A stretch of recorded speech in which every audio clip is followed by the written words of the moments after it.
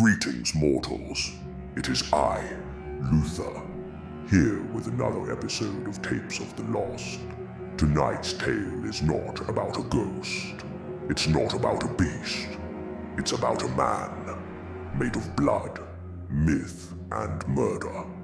A rapper who may have blurred the line between music and murder so deeply that his lyrics became his confession.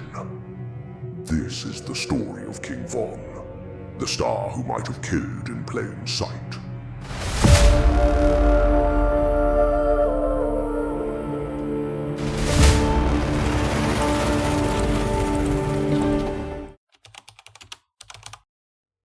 You ever heard of a rapper with a body count? That's not a punchline. That's the rumor that clawed its way out of Chicago's O Block, bleeding from beats into headlines, then into graves. And at the center of it stood a rising star. Dayvon Bennett. You knew him as King Von. To fans, he was the voice of the streets.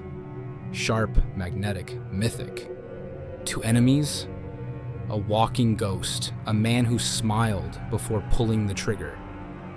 And to some online, quietly and obsessively piecing the clues together, he was something more chilling than a gangster, a serial killer hiding in plain sight. Because while other rappers boasted about crime, King Von's rhymes were dates, names, and locations. And the deeper you dig, the harder it becomes to tell what was real, and what was simply too real to be fiction. He rapped about murders. Then those people turned up dead. He posted cryptic tweets. Then his rivals disappeared. He wore his charges like jewelry and filmed videos where the locations looked eerily familiar to homicide reports. He wasn't hiding. He was taunting. He was telling the story before anyone could catch up to it. And the scariest part? No court ever convicted him. No one ever made him confess. And no jury ever looked him in the eyes and called him a murderer. But Von told us himself, in song, in style, in silence. And now, years after his death, new documentaries, law enforcement whispers, and internet detectives are circling back to one terrifying possibility. That King Von wasn't just narrating street life. He was narrating his own kill count. Dayvon Bennett was born on August 9th, 1994, into the cold mouth of violence. Chicago's South Side, specifically the infamous O Block in Parkway Gardens. To outsiders, O Block is just a cluster of government housing units. To those who grew up there, it's a battlefield. And to Von, it was both his cradle and his proving ground. He was raised in a neighborhood saturated with gang warfare, where the codes of survival weren't printed. They were branded into you. His father, Walter Bennett, better known as Silk, was in and out of prison. He was murdered when Von was 11. That loss carved something into him. Not grief, not even rage. It carved detachment. He joined the Black Disciples, following in the footsteps of the men he idolized. Shooters, dealers, legends of the block. It wasn't about music then. It was about reputation, power, fear. Von was arrested for the first time at age 16, and by 19, he was sitting in Cook County Jail, facing charges for murder and attempted murder.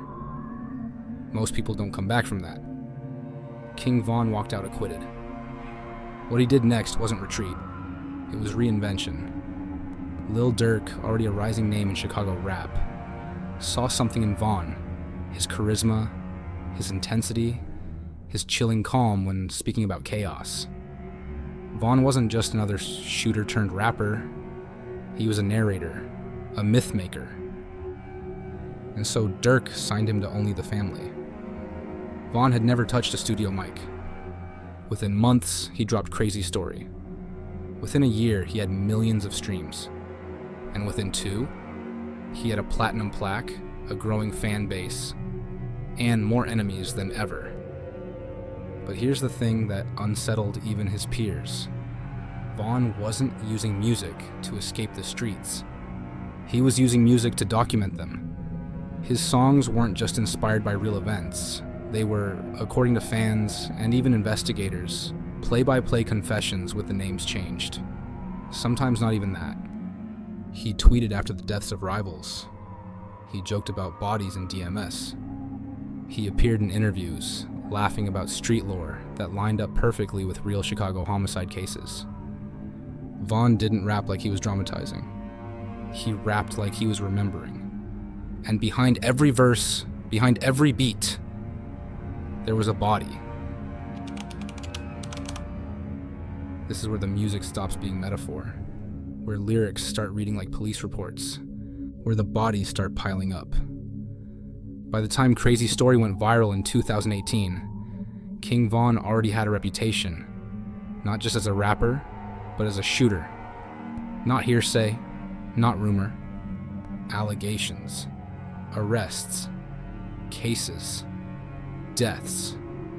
Let's start with Gakira Barnes. Known as K.I., she wasn't just a gang member. She was a teenage female assassin affiliated with the GDs, rumored to have up to 20 bodies to her name by the time she was 17 years old. She and Vaughn had a strange digital relationship.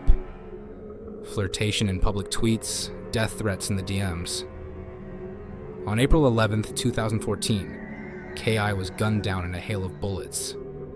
Surveillance footage showed a hooded shooter jump out of a car, fire at close range, and vanish. The streets pointed to Vaughn.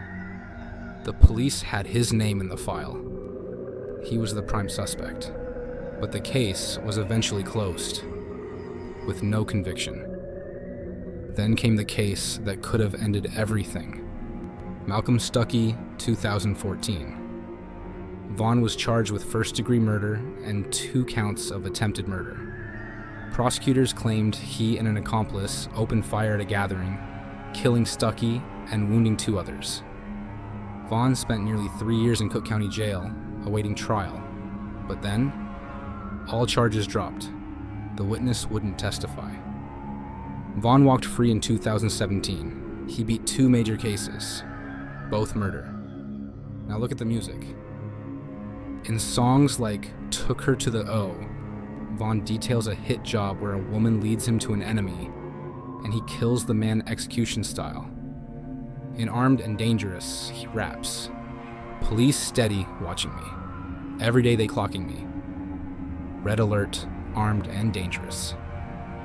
I keep that Glock on me." In How It Go, he practically lays out the prison system like someone who's lived it.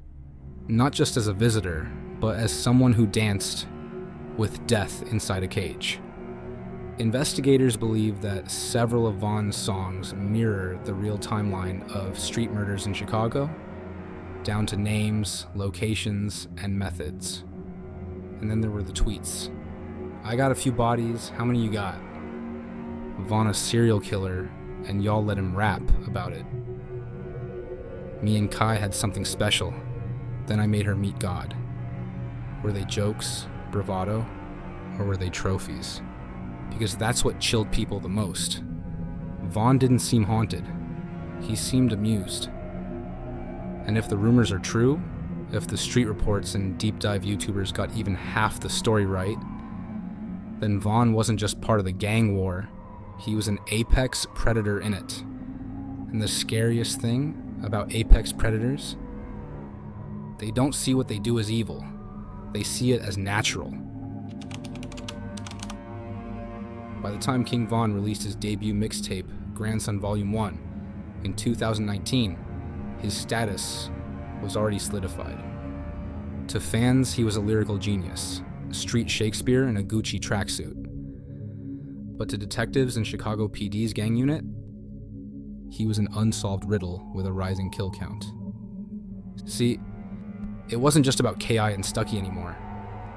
By 2020, Vaughn was believed by some online researchers, and even a few ex-cops, to have been connected to over 10 murders. That number didn't come from nowhere. Let's go deeper. In a viral video titled King Von, Rap's First Serial Killer, internet investigator Trap Lore, Ross compiled digital evidence, tweets, lyrics, and crime scene data that allegedly linked Vaughn to at least 10 murders between 2012 and 2019. The documentary was so detailed that it got taken down by YouTube for harassment, only to be re-uploaded with millions of views. Fans dismissed it. Civilians gasped. And law enforcement? They didn't deny it. Vaughn's social media footprint is something out of a detective's nightmare. He'd tweet about scoreboards and catching bodies, often immediately following a homicide in the city. In one tweet he said, 10 bodies ain't nothing. People thought he was exaggerating, until they realized he might have been understating it. He didn't just rap about killing. He rapped about how it felt, how it changed him, how it didn't. I don't even think about them murders, I just do it. I don't show no emotions. From the song Why He Told. This isn't storytelling. It's a confession. And still, Vaughn was never convicted for any murder. Not one. He walked the streets free, performed, toured, smiled for the camera, all while his enemies, and sometimes his own friends, kept turning up dead. The pattern became too big to ignore. One by one, those affiliated with rival gangs, especially the GDs, began falling. Shot, ambushed, executed. Vaughn's name was never on paper. But his voice, it was everywhere, in studio booths, in jail calls, in interviews, and in the background of Chicago's most violent years. He wasn't hiding. He was narrating. And as the body count rose, so did the streams. It was supposed to be the next chapter of his ascent. November 6th, 2020. King Von had just released Welcome to a Block, his debut studio album. Critics were calling it his breakout, fans were calling it flawless. And Von, he was celebrating in Atlanta, hundreds of miles from the streets that forged him, but still carrying them in his DNA. That night, outside the Monaco Hookah Lounge, a fight broke out. Not just a scuffle, a shootout. Between Vaughn's crew and affiliates of rival rapper Quando Rondo. According to police reports, Vaughn punched a man, believed to be Quando, then chaos erupted. Gunfire lit up the street. Bodies dropped, and in the smoke, Dayvon Bennett was bleeding out. He was rushed to the hospital. Declared dead at 26. The man who'd outrun trials, tweets, and a trail of bodies was stopped not by the law, but by another gun. Timothy Leaks, known as Lul Tim, and a member of Quando's crew, was arrested for Vaughn's murder. But Vaughn's death wasn't the end of the violence. It was the beginning of another war. Months later, Quando Rondo was ambushed in Los Angeles.